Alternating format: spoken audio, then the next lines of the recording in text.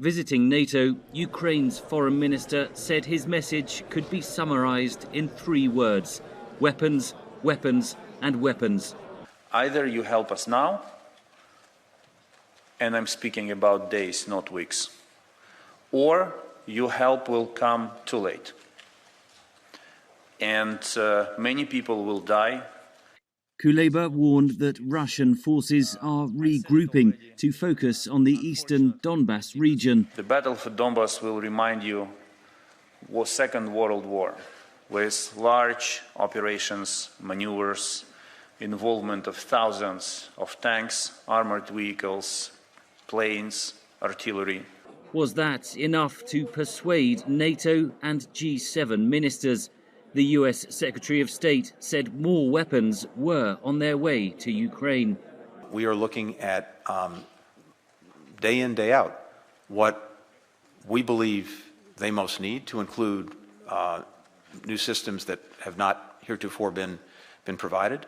We're listening to them in terms of their assessment of what they need. We're putting that all together, and we're proceeding. And we have a strong sense of urgency. That was something that I think was felt among all allies and partners here today.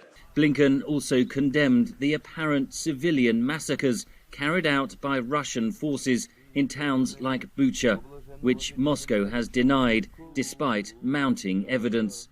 For every Bucha, there are many more towns Russia has occupied and more towns it is still occupying, places where we must assume Russian soldiers are committing more atrocities right now. The West's appetite to supply a greater quantity and range of weapons to Ukraine is growing, says analyst Malcolm Chalmers. Because of the atrocities that we're seeing in our TV screens, and not least because the Ukrainians are actually winning in important respects. They've won the battle in the north and they're getting ready for a fight in the east. So people really do believe the Ukrainians have a chance of achieving most of their objectives. NATO countries will want a Russian military that is seen to be weakened.